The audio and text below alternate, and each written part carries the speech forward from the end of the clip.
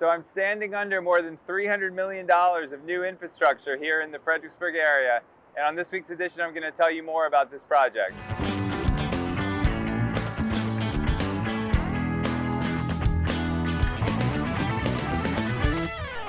On this week's edition, I'm again with Robert Ridgel, who is the Megaproject engineer for VDOT. A few weeks ago, we told you about the Chatham Bridge project, which Robert was also involved in.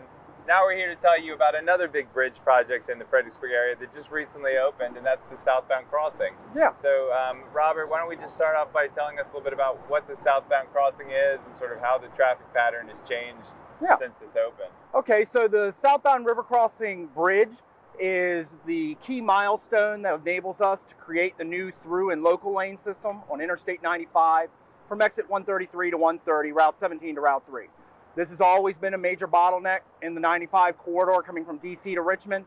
When we finish this project and its twin project, the northbound Rappahannock River Crossing, we'll have a total of 12 lanes, 6 in each direction, between exit 133 and 130, essentially doubling the current capacity that we have in this corridor.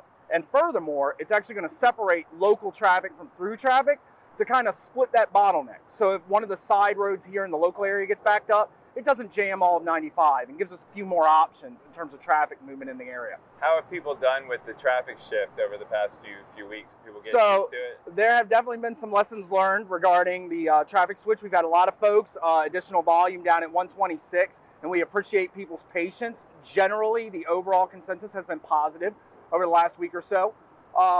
We are hoping here in the next week or two to have additional lanes open at Route 3, which will relieve some of the bottlenecks you're seeing right now at Route 3 as we finish the construction down there. But overwhelmingly, the feedback has been positive so far. Okay, and again, the decision point now is just south, for southbound traffic, it's just south of exit 136, Centerport Parkway. Yeah, so local traffic goes right, through traffic stays straight. Correct. As you come south of 136, Centerport, that's about where you need to start making up your mind as to whether you're going to Route 17 or Route 3 in the local lanes, which would be to your right, or you're going to make the decision to stay to your left and go through as you're going to Massaponax, Richmond, and other points south. You really need to start making your mind up about Centerport. You'll start seeing a lot of overhead signing coming into that. And right as you get past Truslow Road, just before exit 133, you'll encounter that actual split where you have to go left for through or right for local. Okay.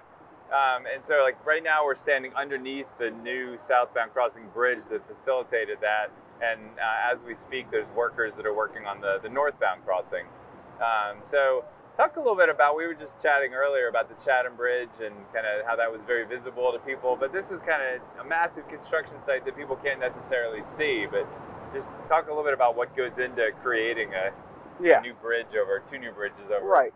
So the Chatham Bridge being a closed bridge into a city was very obvious, had a lot of pedestrian users in the past, built a new shared use path on it.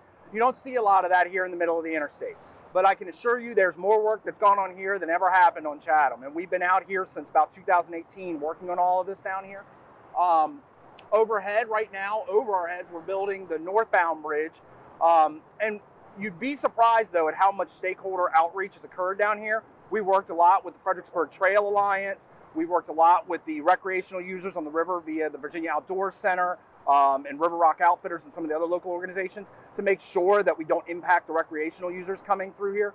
We've had to build this massive causeway that we're standing on to enable these 1, 2, 3, 4, 6 cranes we had down here at the maximum to do all of this beam and bridge erection down here. So you've got total on this project probably about, I don't know, $60 million or more of the project is tied up in just this bridge construction here over the Rappahannock. To do that, these gentlemen have to build, as you see behind us, this foundation here. We have to go in and build foundations into the bedrock of the Rappahannock, which requires extensive excavation efforts and a lot of environmental coordination to protect all the species on the Rappahannock. Then, it's a great day out here. You get to see behind us where we actually form up the columns, pour the pier caps, and then eventually it'll all come together to place new steel beams all the way across that, on which we'll build our new deck.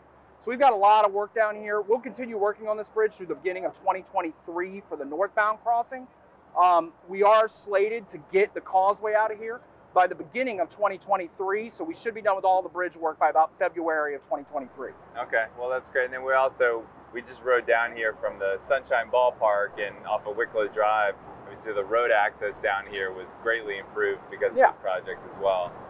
So, yeah, the contractor to actually get down here widened Quarry Road to about 20 feet and created a new little siding where we had a pedestrian path that they've helped to maintain during this construction. Additionally, they did a couple of replacement trailheads for the trail users down here to make that access safer. And lastly, they replaced 2 deficient culverts that we had under Quarry Road.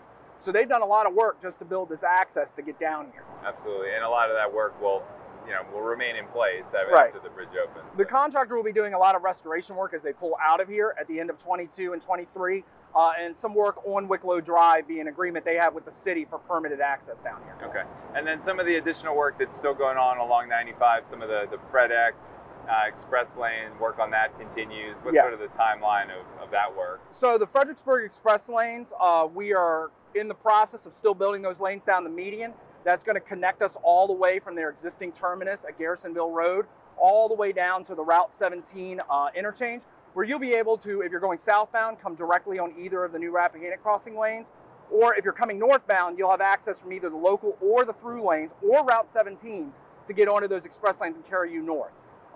That project, we're currently moving along. We made a lot of progress this summer, and we're hoping to see that project come to fruition here as we begin to wrap up the whole Rappahannock River crossing project to bring the whole thing online with improved 95. Great.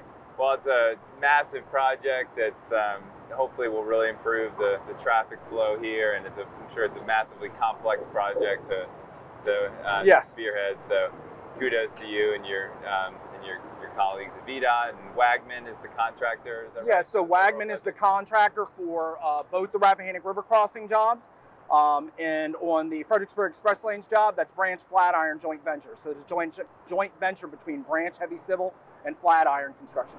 Okay, great. Well, Robert, thanks again for joining us today, and we'll try to, maybe we can get back down here in a year or so once the northbound crossing is done as Anytime. well. Just call. You're welcome anytime. Yeah, okay, great. All right, so thanks again. Thank you. All right, so that'll do it for this week's edition. We appreciate you watching. Be sure to subscribe to our YouTube channel and our Fred Focus newsletter, and we'll keep you up to date on all the great things happening in the city of Fredericksburg. We'll see you next week.